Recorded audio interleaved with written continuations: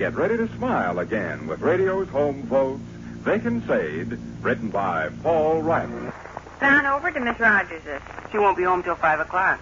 Oh. And Miss Harris told me to hand it to her personally. Uh-huh. Didn't want me just to leave it on the porch or someplace. Might get stolen. Yes. Or injured by the cold weather. Sure. Well, you might as well take your coat off. Not anywhere near 5 o'clock. Oh. Bluetooth Johnson phoned a little while ago. I'm not surprised. Bluetooth's trouble this afternoon is he won't believe there's a Rishigan-Fishigan living in Fishigan, Michigan. Oh? He won't believe it and he won't believe it. Bluetooth, I tell him, I'll cross my heart and hope to die. Eat a banana and holler hi. If there's not a Mr. Rishigan-Fishigan living in Fishigan, Michigan. He just shakes his head sadly. I don't doubt it a bit, he says. Sometimes I'd like to introduce him to my father's friend out west. Who's that, I inquire. Mr. Rexus Fexus, Sexus Texas is his rejoinder. Rexus Texas, Texas, Texas? Fake, of course. Uh-huh. Isn't this a handsome clock, though? Yeah. Miss Harris's card club gives nice prizes. Us simple ladies never buy things as elegant as this. The most expensive prize we ever give. Hi. He crept in softly like the panther. Yes, I never heard the back door open.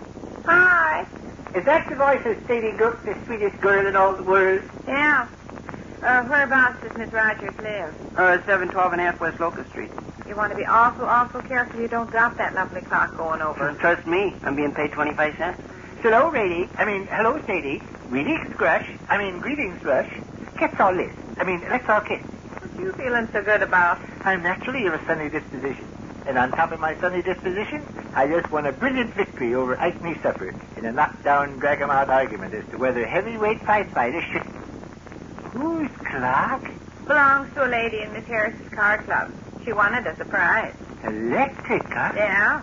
Here, Peanut Brittle. Take my hat and coat and hang them in the hall. Oh? What we doing with Miss Harris's card club prizes? I'm being paid 2 bits for delivering it. It was won by Miss Rogers, 712 and a half West Locust Street. She thought it was pretty heavy for her to carry home. I got the job of carrying it over. Why ain't you carrying it over then? There won't be anybody at Miss Rogers' house till 5 o'clock. All right. Go hang up my hat and coat. I refuse to stand here bickering in this disgraceful way. Had a nice little chat with Miss Trogel on the phone a while ago. How's everything with her? Well, she had a letter from Margaret this morning. Margaret and her man planned to... Hey, what you doing? Don't interfere with that clock. I'm not interfering with it. Rush! Yeah? Come here quick and rescue your property. Oh, for Pete's sake, Sade, I'm only looking at it. Yes, and you're touching it, too. Oh, so what? You understand how an electric... The other clock, I expect. Basically, yes. However, you'll find that the mechanism... Now, Vic, you're not going to fiddle with that. Holy smoke, I got my hands behind my back. It's not a toy, and it's the property of other people. I got my hands behind my back. Look, I got my hands behind my back. Why, I bet you take that clock apart. I got my hands behind my back. I got my hands behind my back. Take it upstairs or somewhere, Willie. I got my hands behind my back, Sade. Fine business. Somebody's in the kitchen. Huh? Heard the back door open. Oh, my groceries. I have to talk to him. Wait a minute, groceries. What's his name? Fleabite. Well, I'm not going to call anybody Fleabite. What's his real name? Clarence. Wait a minute, Clarence. Everybody calls him Fleabite. I bet his mother don't. No, probably not. She's probably like Smelly Clark's mother. Prefer to Smelly Clark is smelly in her presence, and she quick passes some remark like, Albert acts like he's sneezing himself up a cold or something, with plenty of emphasis on the Albert. Oh. What's the matter? The contact points on this plug are out of tune. Hey, you better leave that alone. Oh, I'll fix it in just a jiffy. No, now, Doug, I'm responsible for that. It's a fire hazard the way it is. Look. Yeah. You plug a cord in the electric light socket with contact points like this, and you run the risk of getting a short circuit. We don't know anything about electricity. It would be criminal to hand a dangerous thing like this over to some poor widow lady and take a chance on her house burning down. You know, widow lady. Who's this? Who's Rogers? I don't know. 10-point over the wheel. Try it out in the pantry and fetch me my little screwdriver. I certainly will not. What kind of talk is this, my boy? Ma! Your mother's busy talking at the grocery store. She does not wish to be disturbed. I bet she'd wish to be disturbed if she knew you. Handcuff stop telephone this afternoon. All right. Never mind about the screwdriver. Your pocket knife will do. Lend it to me a moment, please. No. You refuse? Yes. Your attitude makes me feel sad, right? I'm responsible for that electric clock.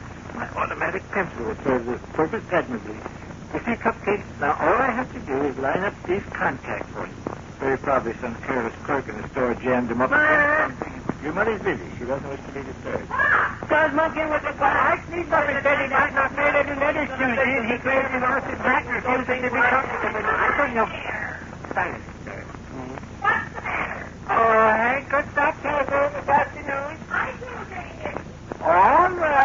Goodbye. You're a rough, noisy boy. Got that fixed the way you want it? Yep. Contact points are now as straight as fly. I have eliminated a dangerous condition. If we were a widow lady, can now plug in this electric clock and have it coming. She's not a widow lady. Who? Miss Rogers.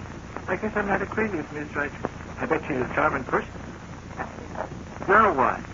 Look at that disfiguring smudge beside the minute hand there. Doug, you're not going to take the crystal off. Only long enough to remove Hey, it. Mom! Do you want to be funny, sir?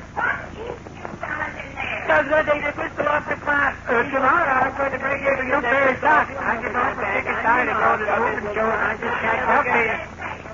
Not another word, my boy. What's wrong in there? Oh, didn't you hang up stop telephone this afternoon? Vic, please. You did pry the crystal off. Only to remove this smudge of dirt. There. I'll take the clock now. Stand back. Okay, I'll take the clock now. Without the crystal, what can you be thinking now? I'll put the crystal back on. No, I will. It's a delicate mechanism. Hardly an article to be trusted to children. I will replace the crystal. Yeah, and then you'll decide to examine the mainspring. I don't believe electric clocks have mainsprings. Why should they have mainsprings? Hey, now, Gov.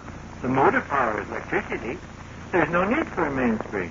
However, it'll only require half a second now to make Gov, please don't take the back off. You're unduly alarmed, my boy. Stand back with the tape. What was all that yelling about? Now we'll see. Ah, yes, Biddy. What was all the hollering and screeching?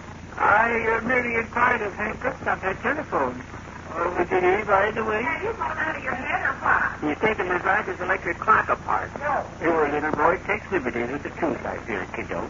Nothing has been taken apart. All I've Was done... that thing? Not at all. I only corrected You a went to little... work and interfered with an after all, huh? Look at these contact points. Rush Branson. Look at these contact points. Hurry up and answer that clock. Get it out of sight. We got the crystal in the back off. Say, when you look at these contact points, What's the matter with them? they were out of true. Crooked. I straightened them. Well, if I hadn't straightened them, Rush might have delivered the clock to this poor old widow lady, and she might have plugged it in, and there might have been a short circuit. And the poor old widow lady might have been killed and her house burned to the ground. What poor old little lady is this? Mrs. What's her name?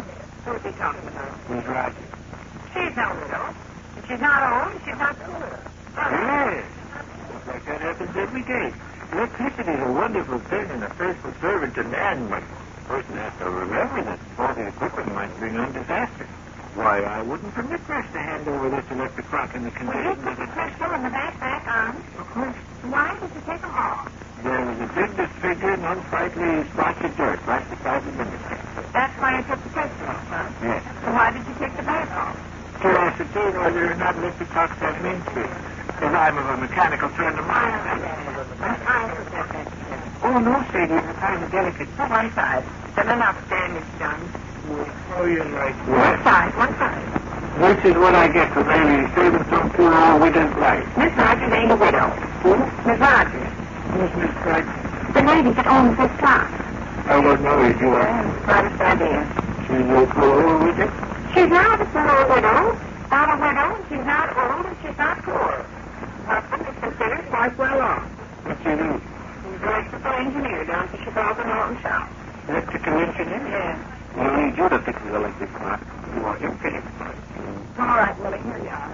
Take it and get it out of sight so you're ready to leave. Okay. Let's pop her in the wall pocket once and see if she runs. No. Well, it might be broken, Miss What's-Your-Name, to take Rush down. No. We'll only take a split second. No. Well, okay, but at least you let me regulate it. You see, that poor old widow lady's probably going to understand it. Right. I got it. And go outdoors, quick.